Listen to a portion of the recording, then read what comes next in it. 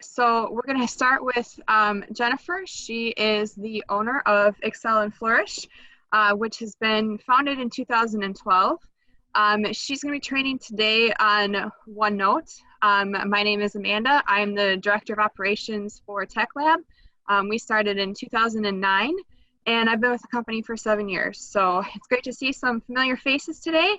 If you have any questions, feel free to let us know in the chat, or we'll have a time after each of the presenters. Michelle will be presenting second on antivirus and malware, and we'll get started. Go ahead, Jennifer. Perfect. Thanks, Amanda. All right, everybody. So I just want to ask, and I'm going to actually, you can unmute or you can type it in the chat, whichever you want. What are some of the different ways that you take notes? What are some of the different ways? I mean, I know you write things down, but what are some of the different ways that you take notes? Carrie, do you have a notebook? Yes, I'm using a notebook right now, but one thing I have done recently, which is weird, is there's sticky notes on Windows 10. I've been taking some notes and putting them on there. There is sticky notes on Windows 10, and I think, can I bring them up? Yep, so I'll actually bring that up on screen for you. If you're not familiar with it, you literally can just look for, type in sticky, go down to your bottom left-hand corner of your screen, and use the little search there and type in sticky. And I'm trying to get it to move over to my other screen real quick here so you can see it. So there, you definitely can have sticky notes there. But I don't know about you, I grew up in the world of sticky notes, and there were times when I was in customer service that literally all over my monitor. Carrie, I know we worked together. We both had those all over our monitor, and then sometimes piled up on our desks were sticky notes galore. Well, guess what? Sticky notes get unsticky. They can, I don't know, cats walking across my desk can disrupt sticky notes, right? There's a lot of things that can go wrong with that, and they're not searchable. So Mary said she texts it to herself if short. I think that's a great idea. I often text myself reminders or links or things like that.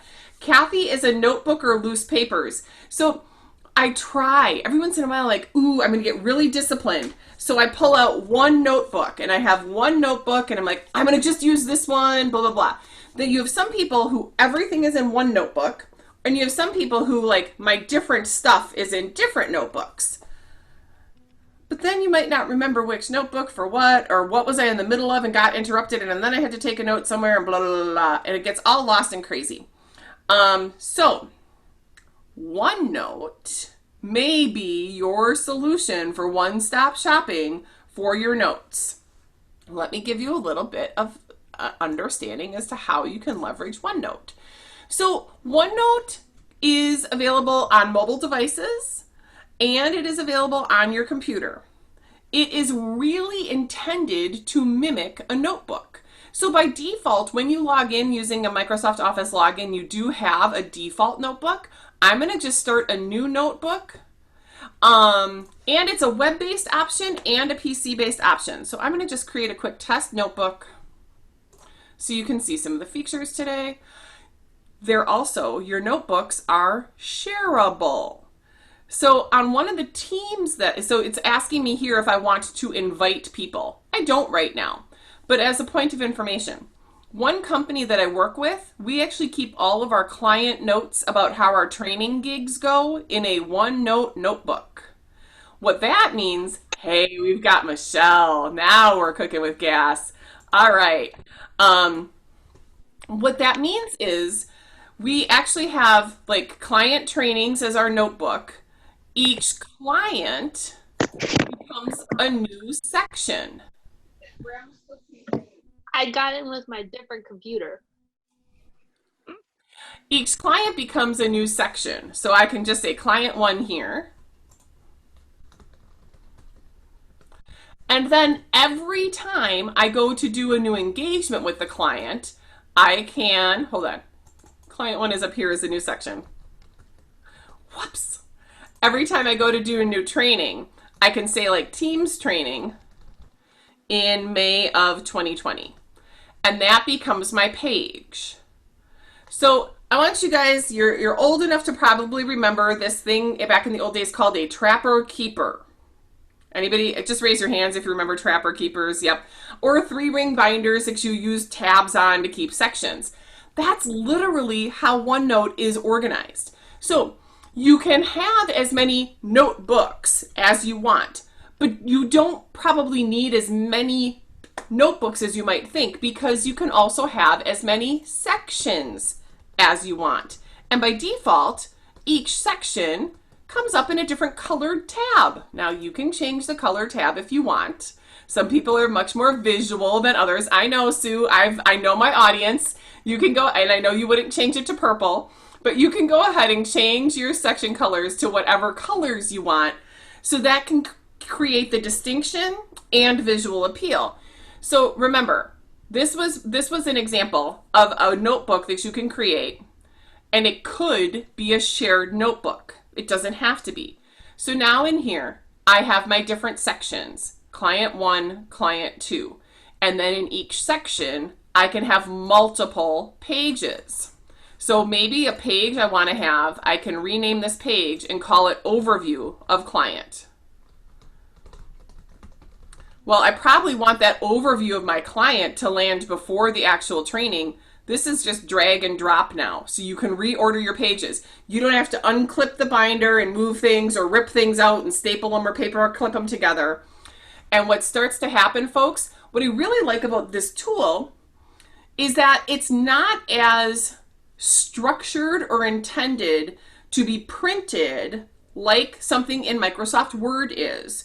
So now we have all sorts of room for creativity. So I could come in and just start typing here. But if another thought occurs to me, but I don't know where to organize it yet, I can actually come over here and type here too. Just like you could take notes all over your page, right? You don't have to follow the lines. Wait, lines? What if I did want it to be lined? What if that's how I prefer to think? I can actually add lines and even make it look like a legal pad, if that's helpful for me to keep my things organized. Now, I don't need that, but you can. So again, this is just a couple different tools. I'm going to turn it back to no color. I'm going to turn my lines off. And as you see in the lines, you can have grids or everything like that, and set it to always create your pages that way. So what if I were trying to use this as something consistent? Like I was trying to keep track of this client stuff in a consistent way. I could actually make one of these tabs, and I'll change the color here. I could make one of these tabs as my template. So I could say client overview template. And now all the different pieces of information that I might want about the client, I could put right here in a template. And instead of starting it from scratch every single time I'm doing it, I could say name, contact name, address, phone number, all those different pieces of information.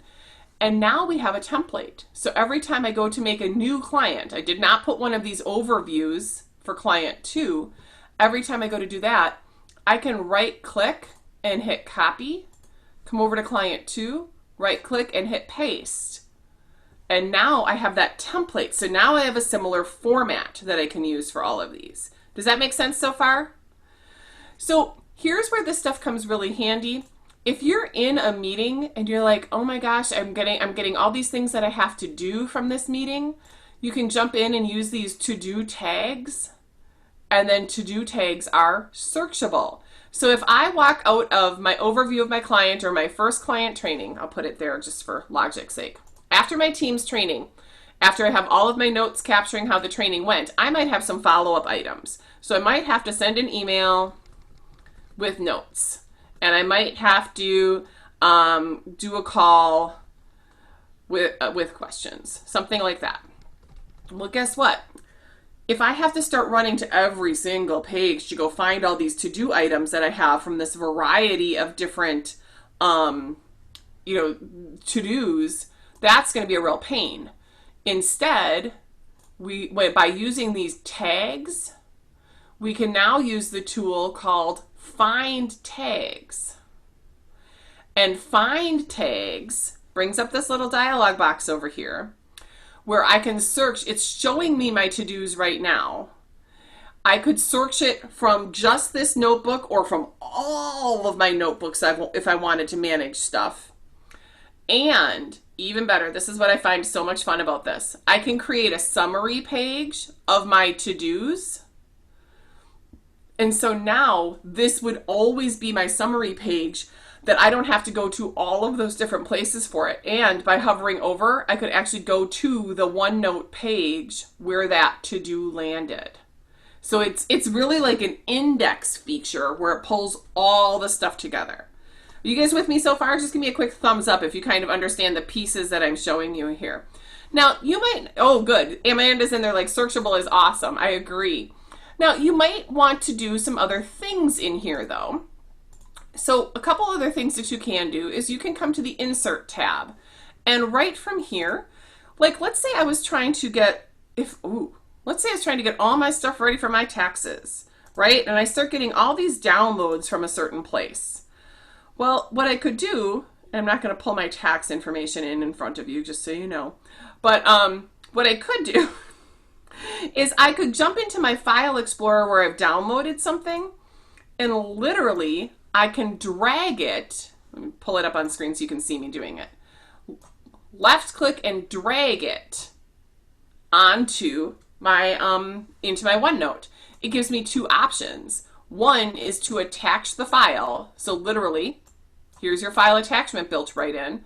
But another option is to insert it as a printout. Oh, it's been giving me problems doing that. Sorry about that. But you can, it actually would show the whole thing in there. Recently, it has been giving me a couple problems with that, so I'm not sure quite why. But you can have those things all attached right in there. You can insert spreadsheets. You can grab a screen clipping. So screen clipping, when I turn it on right now, it's saying, what do you want to clip? I go clip it, and it puts it right in. You do not have to go out to a different tool to go do your screen clippings. You can insert images, videos, links, and you can record audio and video right in here. Right? So if you're trying to do something and you want to remember it, this is a quick place where you can include that.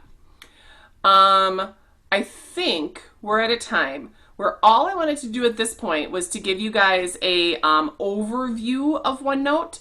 I'm actually going to provide a link for you as well, and I'll put it in notes, of a quick reference that you can use to go in and just look at more OneNote stuff. This is a quick reference website. I do not produce it. It's something that I share with all of my customers. So I'm going to post it here in chat for you. These are free double-sided color downloadable quick references that you're more than welcome to go find and see. But this will get into OneNote just a little bit deeper for you. With that said, Amanda, should we see if we have any questions? Sounds good.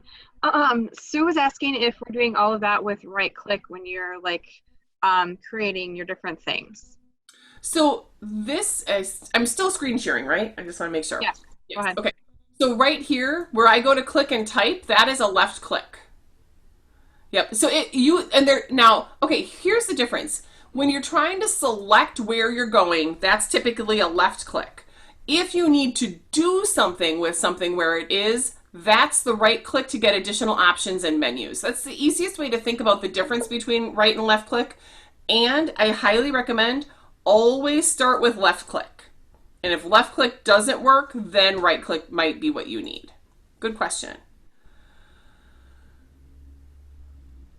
Does anyone else have any other questions or focuses on OneNote? Do you guys see the value of OneNote? Yeah, I've never gone into it because I'm like, I don't know what it does. So. Right.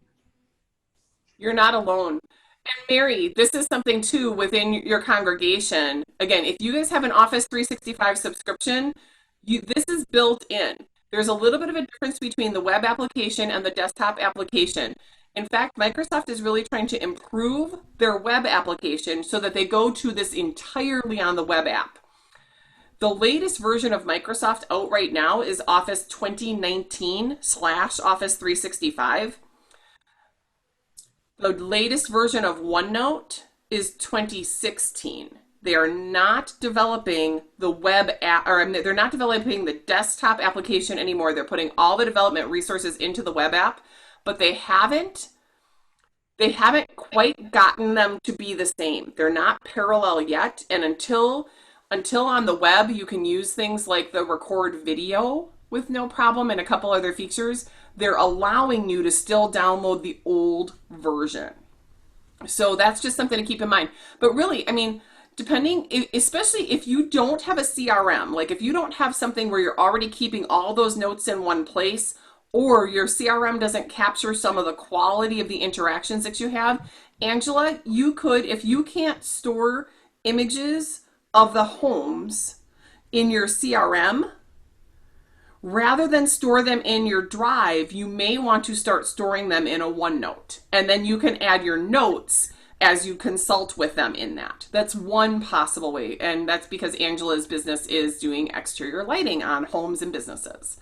No, I love that idea a lot. And I've kind of been trying to use like Google Drive and all different things. And so I like the idea of being able to use OneNote, everything in one place, color coded. I love it. Yep, and Google Drive is super good for this stuff too. It really came first with the collaboration and sharing, and now Microsoft is getting better. So the last question is from Mary. Does OneNote play well with Teams? Yes. It plays exceptionally well with Teams, and when you create a team, a shared OneNote is already available to you in the background. You just have to turn it on. So it's really nice. Especially, Mary, with all of those projects you guys have been doing and starting executing, this is a great way to organize it. I started a satellite campus for Wisconsin Lutheran College back in 2008, and I did everything in OneNote. I have not been great about using it much since, but that entire project was developed and built in OneNote, and so it's a huge project basis that you can use and do. So if anybody has any big projects or just day-to-day, it's a great use for that. Sounds good. Is Michelle in good shape? Yes, I will be screen sharing for her, but we're good besides that. All right. Well, then I'm going to go on mute and let you girls carry on the next part as we transition over to the topic of the hour, which is making sure that, our computers don't get hijacked. So we're going to be talking about antivirus today and how to keep yourself protected. So Michelle is going to be doing our presentation, and she'll be telling me when to turn things since her computer is giving her problems. But we're good there. So Michelle has been part of Tech Lab since last March. She celebrated her year anniversary in March, and we've been happy to have her as our project coordinator. She also does a lot of help with the sales and marketing with me, and just helps make sure everything stays on track. So Michelle, take it away, and I will share my screen. Okay, so today we're going to talk about antivirus programs.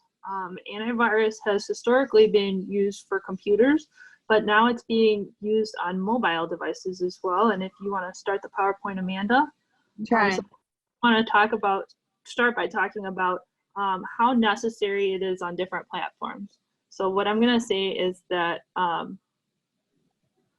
that if you have a Windows computer, you need antivirus, period. I mean, Windows computers are really prone to getting viruses, and they're really common.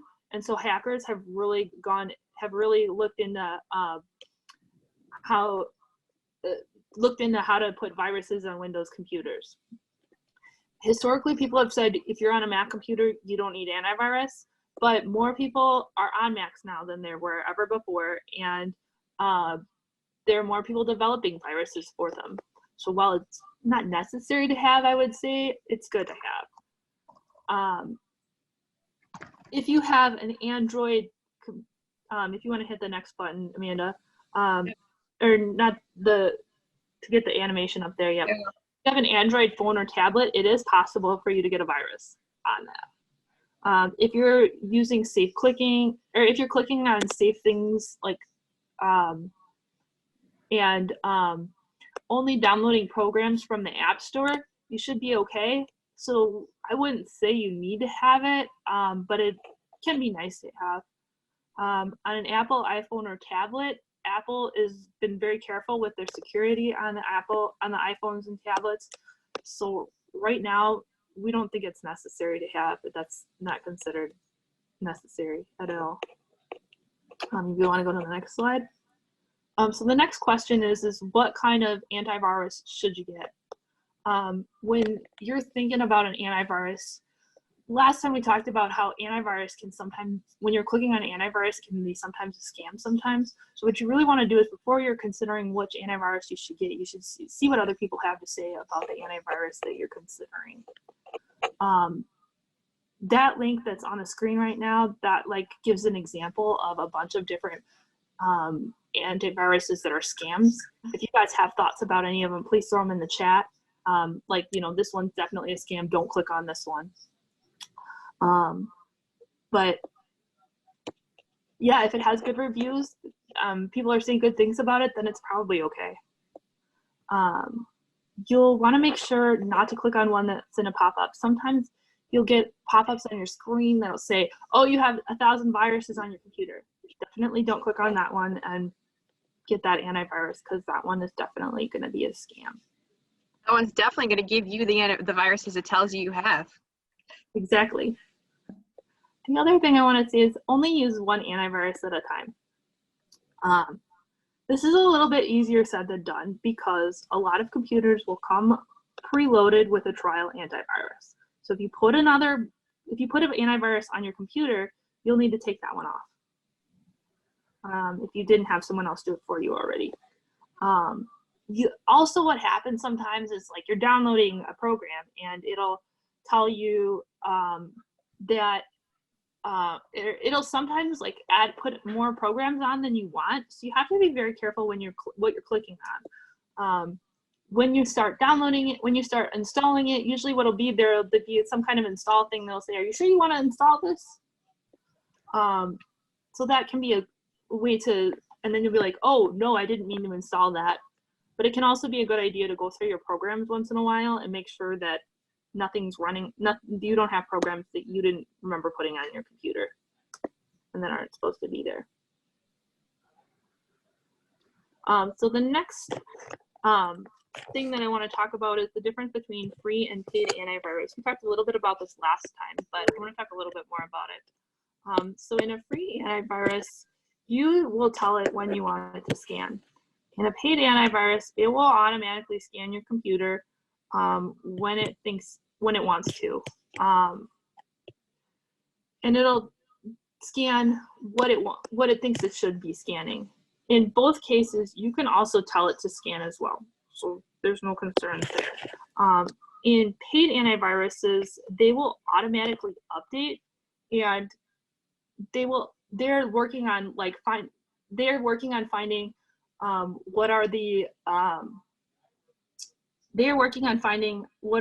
how can we protect the computer against this latest hack that we are seeing.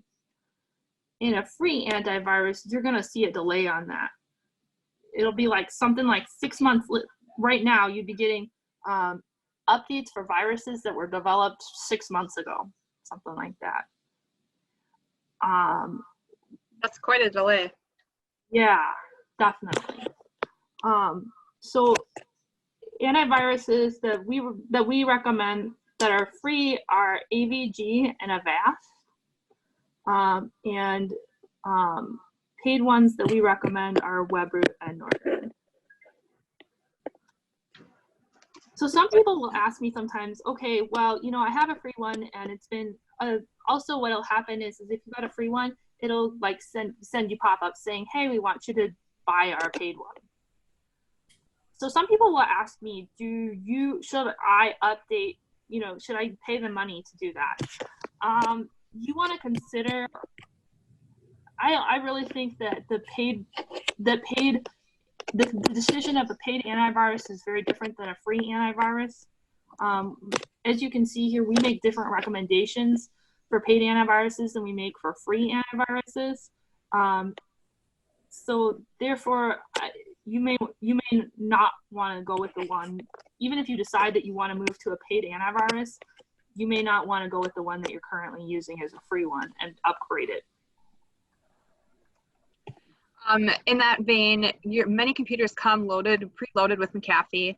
And Jennifer was asking the group too in general if we recommend McAfee. We definitely do not. It's one of the first things we take off machines. And make sure, I would agree with Jennifer that it is a resource hog. It's not very effective. It does not really catch things. So unfortunately, I don't want to burst your bubble, but if you have McAfee and are using it, it's really not that great of a virus protection. So something to keep in mind there. Yeah, I have to say is that if you have a computer that has enough resources, let me put it this way. Some people will find that don't want to use antiviruses because they think it makes their computer slow, and you just really can't afford to not have it. If you're worried about that, you need a new computer. All right, I'm going to move this next slide, Michelle. That sounds good. Another consideration that I really don't hear often talked about, but that I learned about when I started working at Tech Lab, is the concept of a managed antivirus. So what a managed antivirus is when you have someone else taking a look at the results of the scans that you're getting on your computer.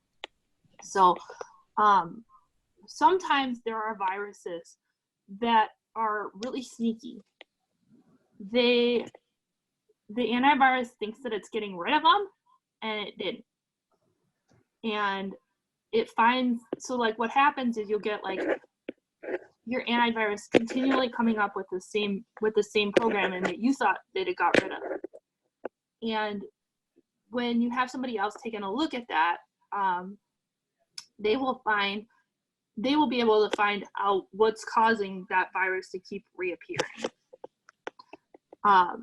And so in that way, if you have a managed antivirus, your managed antivirus will find more viruses and better protect your computer than an unmanaged antivirus. Tech Lab offers a managed antivirus solution. Our solution is $30 per device per year.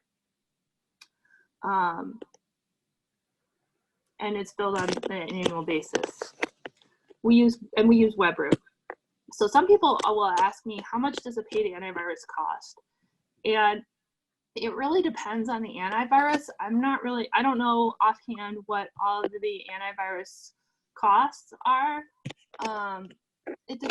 Some of them will do it based on the number of devices. Well, up to 5 devices is like however much.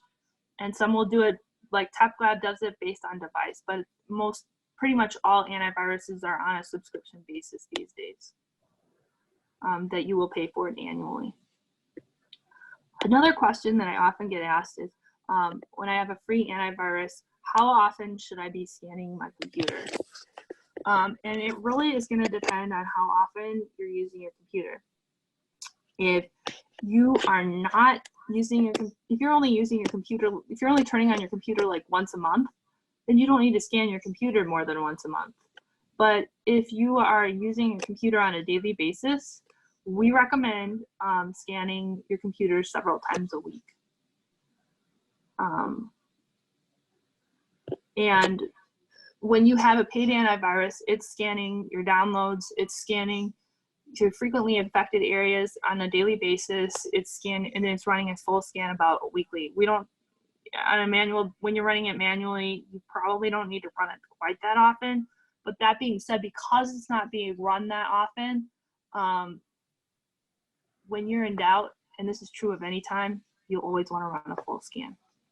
If you think you've gotten infected, the first thing you should do besides like unplug or shut down or kind of restart is definitely run a scan. So just to kind of see where you're at, that's one of the first things that we do too when we're working with clients. So the managed versus unmanaged, that's more like having a third party like Tech Lab looking at your stuff and keeping track of it, versus unmanaged is that you're paying for it, but you're managing it yourself. So that's kind of just a little bit more clarification between the two and what they do. All right, last slide, Michelle, you're at 11 minutes. Yeah, so another question that sometimes people will ask me is saying, okay, I've got antivirus, that means I'm good now, right? I can't get viruses on my computer, and that's not quite true. You can still get viruses on your computer. So really what we recommend, if you really want to protect your computer, is a number of things working together. Our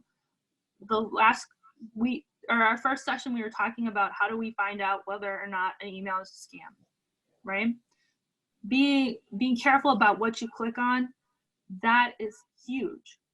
Another thing is the antiviruses we've been talking about. Another thing you want to have is backups. Just making sure that if there is something bad that happens, that you can get your files back. Another thing that we kind of add on to computers to protect them and to keep people from accidentally clicking on things that they don't mean to click on is an ad blocker. I'll show you what these look like, but the ad blocker goes right in your internet browser, and that'll keep you from clicking on things that you don't mean to click on. A safe browsing extension will do the same thing. And we also recommend an anti-malware program. Anti-malware program, I think it's sometimes difficult to tell what's the difference between anti-malware programs and antivirus programs, but they are different programs. They're looking for different things. We recommend Malwarebytes for that. As Michelle just mentioned too, it's good to have both the antivirus protection and the malware protection because they are doing the two different things. One's mainly just searches for your viruses, and then malware is a completely different thing that can also infect and hurt your computer. And so it's a good thing to have a scanner for that as well. Malwarebytes does have a free program, and then it can turn into a premium, but we can kind of help you, so you just keep it free as well. So there is that as well. So I'm going to I stopped that screen share, and Michelle, you want me to show the... No, I'm going to see if we had a lot of glare and nobody can see anything. I'm going to ask you to share your screen again, but let's try it this way first. What do you want me to share? I don't know. Can you guys see my screen? See the camera that I've got? Oh yeah, it's sideways though. It's sideways. Like up and down, and there you go. Okay. So hopefully I'm gonna kind of move my mouse. Can you guys see my, well, not particularly well, I suppose. You got a really narrow screen, dear. Yeah, apparently. I don't think I can. There you go. Yeah. Can you guys see that okay? I mean, where my mouse is and things like no, that? it's small. It's super small. So what Michelle did is it's so narrow because you got the cell phone. So can you share your screen then, Amanda, again? Yep. Have to find which, here it is. This one. While you guys are doing that, Kathy actually asked a question. Do the paid antivirus programs typically include malware protection as well? Say that again, Jennifer. That's my question too, Jennifer. I pay for Norton premium security, and they say it includes malware protection, but I'm wondering if I need Malwarebytes in addition to Norton. We usually do recommend having both. If it does, it's going to be limited. I mean, Norton focuses more on viruses. So we do, even for people who have Norton, we usually have them install Malwarebytes as well. So thank you. Typical user, right? And Christina, thanks for chiming in because you actually come from a higher tech background too. So I'm glad to hear you have the question. For a typical user, we think, ooh, we're protected. But these are actually, it's like if you're taking Tylenol for a different type of disease. You need the right solution for all the different things that could go wrong with the program. And so, Kathy, I think the answer to that is those should be separate investments. I would agree. Yes, that's a well way to say it. All right, I did your Google search. That's what you're looking for, right, Michelle? Amanda, can you click on uBlock Origin in the corner there? Yep. So this is how Amanda accesses the internet. She's on Chrome right now, but they offer this for every single. They offer extensions for every single browser. So this is uBlock Origin. This is an extension that Amanda has on her computer that basically blocks ads from showing up.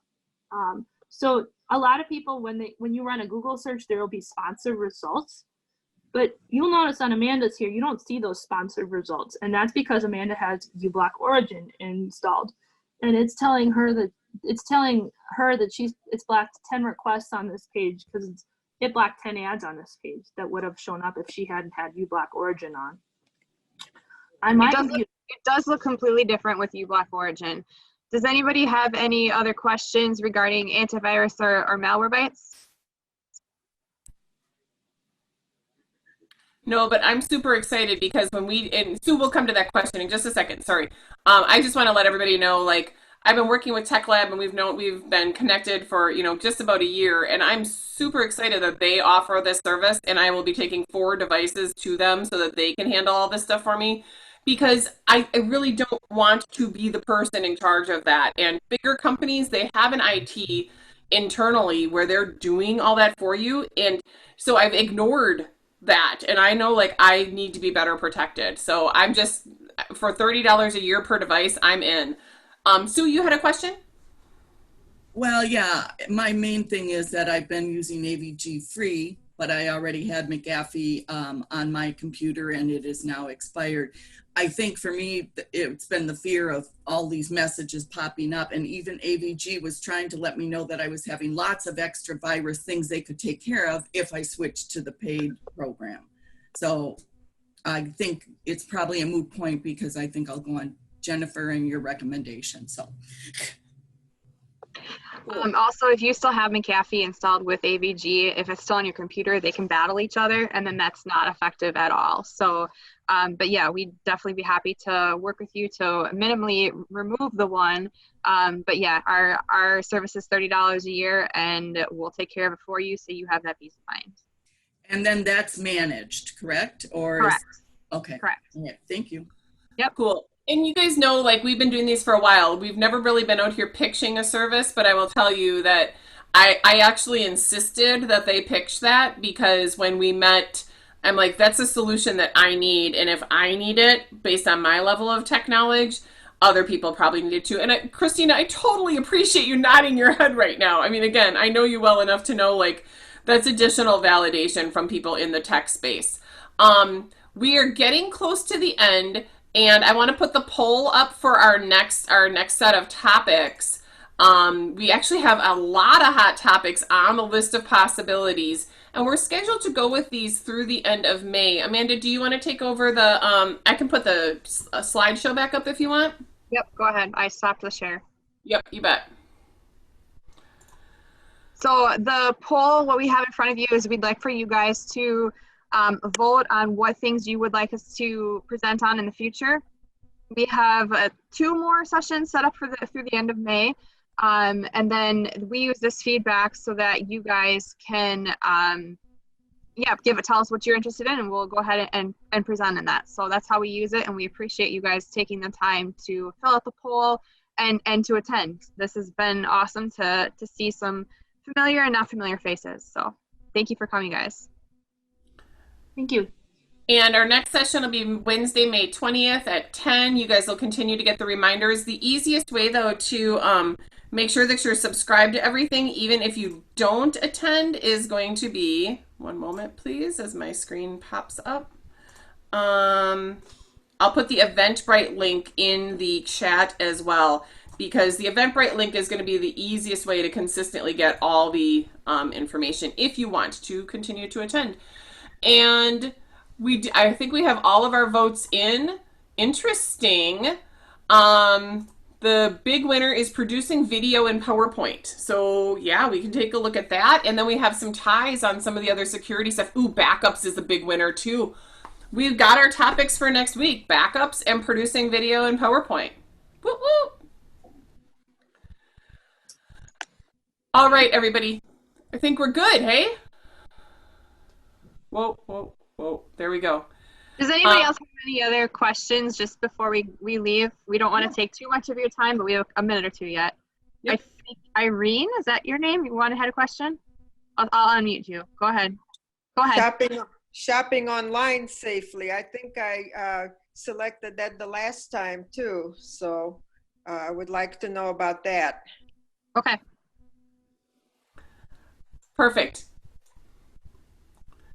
If we got a lot of good time. The other thing too is we've recorded all of these sessions, and so if you would like to view other ones that we've done, they are up on techlabhq.com. There's an event section, and then it's Ask the Techsperts.